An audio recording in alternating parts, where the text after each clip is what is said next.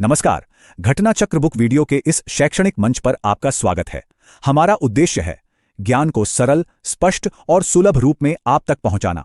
आइए आरंभ करते हैं अध्ययन और सफलता की इस यात्रा को। अगर भारत की कहानी को समझना है तो उसकी नदियों को समझना बहुत जरूरी है।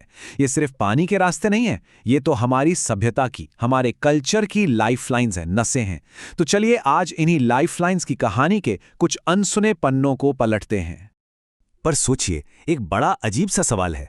जो नदियां हमें जीवन देती हैं, वही कभी कभी शोक या दुख का कारण कैसे बन जाती हैं? है ना सोचने वाली बात। तो आज हम इसी पहेली को सुलझाने की कोशिश करेंगे। आइए शुरू करते हैं। तो सबसे पहले बात करते हैं उन नदियों की जो जीवन तो देती हैं पर साथ ही विनाश भी ला सकती हैं। इन्हें शोक की नदियां यानी सॉरो रिवर्स क्यों कहते हैं? इसका जवाब इनके अनप्रिडिक्टेबल नेचर में छिपा है। तो ये हैं भारत की दो ऐसी नदियां। एक तरफ कोसी, जिसे बिहार का शोक कहते हैं, और दूसरी तरफ दामोदर, जो कभी बंगाल का शोक हुआ करती थी। और यकीन मानिए, ये नाम ऐसे ही नहीं पड़ गए। इनके पीछे वजह है हर साल आने वाली वो भयंकर बाढ़, जिसने ना जाने कितनी जिंदगियों पर असर डाला है। अच्छा, कोसी इतनी विनाशकारी क्यों है? इसकी एक बड़ी वजह है इसका स्ट्रक्चर। ये असल में एक नदी नहीं बल्कि 7 अलग अलग धाराओं का एक पूरा नेटवर्क है। सोचिए, 7 धाराएं, और इसमें जो मेन धारा है उसका नाम है अरुणा। अब जब इतनी सारी धाराओं का पानी एक जगह मिलता है तो जाहिर है उसकी ताकत और उसका बर्ताव दोनों ही बेकाबू हो जाते हैं। लेकिन कोसी के शोक कहलाने की सबसे बड़ी वजह जानते हैं क्या है? इसका अनप्रिडिक्टेबल होना। ये नदी अपना रास्ता बदलने के लिए बदनाम है। जरा कल्पना कीजिए, एक नदी जो आज यहां बह रही है, कल को अपना रास्ता बदलकर कहीं और से बहने लगे, रातों रात। वो अपने पीछे कितनी तबाही छोड़ जाएगी, इसका अंदाजा लगाना भी मुश्किल है। चलिए अब थोड़ा पीछे चलते हैं। इन नदियों की शुरुआत कहां से होती है? इनके सोर्स पर। और यहां एक बहुत ही इंटरेस्टिंग बात पता चलती है। भारत की कई बड़ी बड़ी नदियों की शुरुआत, उनका ओरिजिन असल में भारत में है ही नहीं, वो हमारी सीमाओं के पार से आती हैं। जैसे कि कोसी नदी को ही ले लीजिए।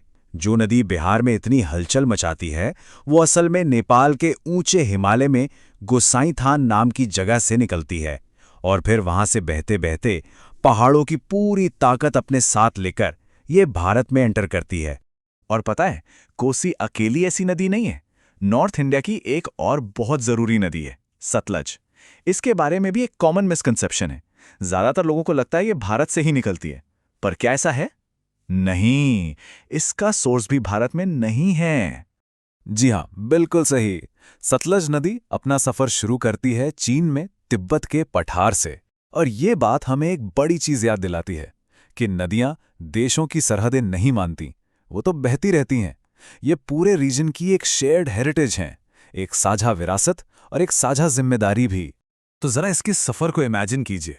तिब्बत के ऊंचे पठार से निकलकर ये नदी हिमाचल प्रदेश में शिपकीला पास के पास से हमारे देश में दाखिल होती है। क्या शानदार सफर होगा इसका, ऊंचे ऊंचे पहाड़ों और गहरी गहरी घाटियों के बीच से। अब इन नदियों की नेचुरल पावर तो है, लेकिन इंसानों ने भी अपनी इंजीनियरिंग से इन्हें कंट्रोल करने की, इन्हें साधने की कोशिशें की हैं।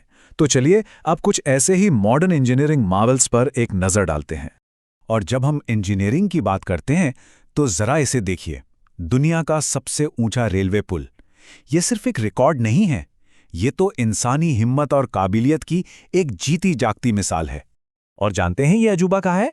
ये हमारे ही देश में भारत की चिनाब नदी के ऊपर शान से खड़ा है। ये एक तरह से इस ताकतवर नदी पर इंसान की जीत का सिंबल है, और हां, बेहतर कनेक्टिविटी का भी। एक और बढ़िया एग्जाम्पल है राजघाट रिवर वैली प्रोजेक्ट का।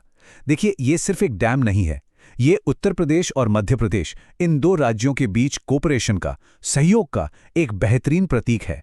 बेतवा नदी पर बना यह प्रोजेक्ट दिखाता है कि कैसे पानी जैसे रिसोर्स को आपस में बांटकर, साथ मिलकर तरक्की की जा सकती है। अब देखिए, भारत में नदियों की कहानी सिर्फ पानी, बाढ़ या डैम्स तक ही सीमित नहीं है।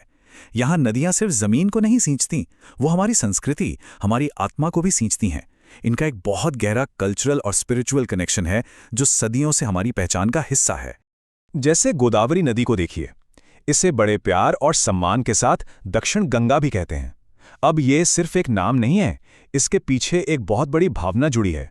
ये नाम दिखाता है कि साउथ इंडिया के लोगों के लिए गोदावरी नदी की अहमियत बिल्कुल वैसी ही है जैसी नॉर्थ इंडिया में माँ गंगा की है, पवित्रता, आस्था और जिंदगी का प्रतीक। तो आज हमने नदियों के कई रूप देखे, कैसे वो जीवन देती हैं तो कभी शोक भी लाती हैं, कैसे वो सरहदों को पार कर जाती हैं और कैसे हमारी कल्चर का एक अटूट हिस्सा हैं। ये नदियां भारत के पास्ट और प्रेजेंट दोनों की गवाह हैं।